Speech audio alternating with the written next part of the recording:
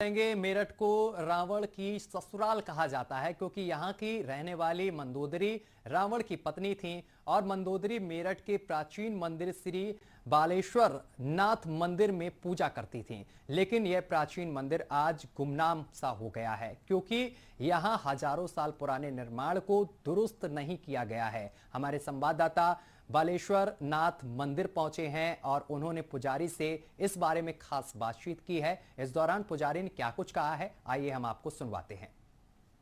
अयोध्या में भव्य राम मंदिर का निर्माण हो रहा है और ऐसे में राम मंदिर को लेकर तमाम चर्चाएं हो रही हैं।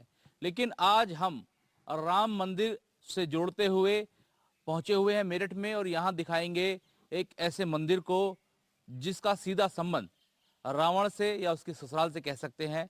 हालांकि यहाँ मैं मौजूद हूँ, ये मेरठ का कैंट इलाका है, सदर बाजार थाने के ठीक पीछे है। एक बार कैमरामैन से कहूंगा कि चोर तरफा दिखा दें।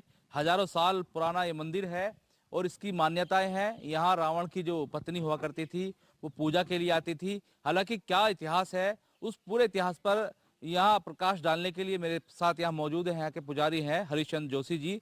तमाम बातें करेंगे, पूछेंगे इनसे। जोशी जी, ये बताइए, राम मंदिर का निर्माण हो रहा है, भव्यशिला रखी गई है, आधारशिला रखी गई है, बड़े खुश हैं लोग। तो ऐसे में जिस मंदिर में आप हैं उसमें कहा जाता है कि जो रावण की पत्नी थी मंदोदरी पूजा के लिए आती थी। थोड़ा सा इतिहास पर प्रकाश डालिएगा, दर्शक ये देखना चाहते हैं और ये जानना चाहते हैं। भैया इतिहास ये है कि ये मैं दानव का खेड़ा, मैं नाम के राजा की पुत्री मंदोदरी, और यहाँ पे स्वयं भू ये शिवलिंग है हमारे बाबा बिलेश्वरनाथ का जो स्वयं प्रकट हुआ है। उसके ऊपर अभी अष्टधातु का छत्र बना करके इसको प्राण प्रतिष्ठा करके स्थापना कर दी गई और ये स्वयं भू शिवलिंग, इसकी पूजा किया करती थी वो। और स्वयं पूजा करने के पश्चात यहाँ पे एक कुआं हुआ करता था कभी इस समय में, और ये कुआं हुआ करता था। ये कुआं जब हो गया तो धीमे धीमे करके जो तोड़ दिया गया, ऐसे काम चल रहा है, काफी पुराना लग रहा है। पुराना है। और इससे पानी निकाल करके यहाँ पे भगवान की पूजा अर्चना किया करती थी। यहाँ पूजा करते थे, पूजा करने के आगे जाए दिखाते रहे। पूजा किया करती थी। पूजा करने के पश्चात वो यहाँ से फिर अपना भगवान शंकर से प्रार्थना करती थी कि हे भोलेनाथ, मेरे को जो है एक शक्तिशाली और विद्वान और गुणवान ऐसा वर प्राप्त हो। तो भगवान शंकर ने उसको यही वर प्राप्त किया और उसको रावण जैसा शक्तिशाली वर प्राप्त हुआ था। तो ये यहाँ पे इसका नाम बिल्लेश्वर क्यों पड़ा कि बिल्लों के बाग हुआ करते थे इस समय में। बिल्लों के पेड़ होने के कारण से इसका नाम बाबा बिल्लेश्वरनाथ महादेव मंदिर पड़ा। और ये ऐतिहासिक सिद्धिपीठों में से एक सिद्धिपीठ कहलाता है, मेरठ का पहला मंदिर है। और यहाँ भी जैसे पुरातत्व विभाग के अंडर में आता है, संरक्षक में आता है, लेकिन पुरातत्व विभाग का कोई भी कुछ नहीं करता। ठीक है ना। अच्छा, मुझे बताइए, आपने कहा कोई कुछ नहीं करता, ये जो आप बातें बता रहे हैं कहीं लिखी हुई है या कहीं सुनी बातें हैं? क्या इसका इतिहास है? और रावण की शादी मंदोदरी से हुई थी, वो कैसे हुई थी, क्या कुछ हुआ था? बताया जाता है कि इनके पिता जो थे नहीं, ऐसा है, ये कहीं भी बात नहीं, हकीकत है। ये आप अगर स्ट्रक्चर देखोगे मंदिर की या बनावट देखो या कुछ भी शैली देख लो, ये ऊपर मंदिर की गुम्बद देख लीजिए, हमारी जो मंदिर छत है, ये सब मराठा काल के, प्राचीन काल के स्वयं।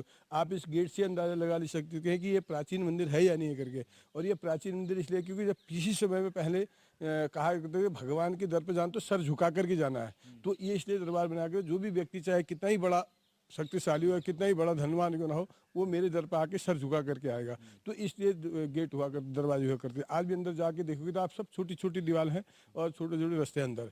और इसका आप जैसे रावण का मिलन कहते हैं, रावण का मिलन यहीं हुआ था। होने के पश्चात ये हस्तिनापुर है, यहाँ की लड़ाई का प्लान हुआ था सारा। तो इस चीज़ के कारण से यहाँ से संपर्क है।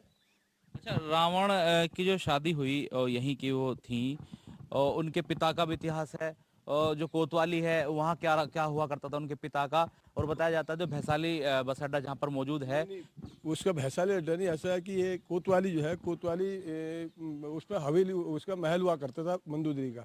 उसका जो मैं नाम के राजा थे ना, उनकी पुत्री, उनका महल हुआ करता था कोतवाली में। और उसके पश्चात जब वहाँ से आती थी तो ये भैसाली तालाब हुआ करता था। ग्राउंड जो बन गया है, पहले तालाब था। आज मेट्रो बन रही है, सो रेपिड बनी। नहीं, रेपिड नहीं, पहले ये भैसाली ग्राउंड जो है, जिस ग्राउंड जहाँ पर मेला लगता जब मेला लगता है, रामलीला होती है, ये पहले तालाब हुआ करता था और धीमे धीमे करके फिर ये कैंटनमेंट बोर्ड ने इसको जो है मैदान में वो कर दिया। है। राम मंदिर का निर्माण हो रहा है, भव्य निर्माण हो रहा है, तो क्या कहना चाहेंगे भाई, आप जिस मंदिर के पुजारी हैं उधर राम मंदिर का निर्माण हो रहा है। नहीं देखो क्या कहते हैं, बहुत अच्छी बात है, भगवान राम का मंदिर बन रहा आज इतने सदियों बाद में कम से कम उसका जीर्णोद्धार हुआ और उसका नींव रखी गई है, बल्कि प्रभु ने चाहा तो जल्दी से जल्दी वो इस एक आध साल में तैयार भी हो जाएगा, वहाँ मूर्ति भगवान रामलला विराजमान भी हो जाएंगे। लेकिन यहाँ पर कोई रावण और राम का कोई ऐसा भेद क्या कहते विरोधाभास नहीं है। यहाँ तो सिर्फ रावण ने राम को यानी भगवान राम को अपने घर में ला करके उन्हें लाके मेरे क्या लंका में आकर के अपने कुल को तारने के लिए उसने ये काम किया था। कोई ऐसा कोई वो नहीं था उसके अंदर में। और फिर भी जब उनको मारा गया तो उसके पश्चात भी उन्होंने राम ने खुद लक्ष्मण से कहा कि जा कुछ ज्ञान ले ले, ज्ञान की बात ले। लेकिन ज्ञान लेने का सर्प गया, उन्होंने कहा जी वो कुछ बता नहीं रहे। उन्होंने कहा क्यों, कहाँ पर था, उन्होंने कहा सर्प। उन्होंने कहा जी पैर पे जा तभी तो तुझे मिलेगा, इतने में जाते हुए कहा कि रावण के प्राण निकले। तो इस तरह से आप देखें तो उसमें कोई ऐसा कुछ ठीक है, ये तो एक आदमी की अपना ध्येय होता है कि मुझे क्या करना है करके और किस मार्ग में चलना, वो उसको अपने मार्ग में चला था। उसका मार्ग सिर्फ गलत नहीं था, मार्ग सिर्फ अपने वंश को तारने के लिए। 1,00,000 पुत्र 1,00,000 नाती जे घर दिया ने बाती, जिसके 1,00,000 पुत्र 1,00,000 नाती हो और उसके घर में एंड में दीपक जलाने वाला ना हो, तो उसको तारने के चक्कर में उसने सबको वंशों को अपने परिवार को कुल को तारा। पुजारी जी का साफ यहाँ कहना है कि अभी तक किसी भी जो कह सकते हैं स्थानीय नेता हो या फिर प्रदेश के मुख्यमंत्री हो, उन्होंने इस ओर ध्यान नहीं दिया है। इन्होंने सीधे तौर पर हमारे माध्यम से, हमारे चैनल के माध्यम से ये बताने की कोशिश की है, ये मांग करने की कोशिश की है कि यहाँ पर जो है निर्माण कराया जाए, इसको बेहतर कराया जाए। हालांकि यहाँ देखेंगे आप जो नोटिस है वो भी चस्पा किया गया है। यहाँ पर तमाम चीजों के लिए जो पुजारी जी उनका कहना है कि ना तो एडमिनिस्ट्रेशन सुनने को तैयार है, ना ही स्थानीय जो नेता है वो ध्यान देते हैं।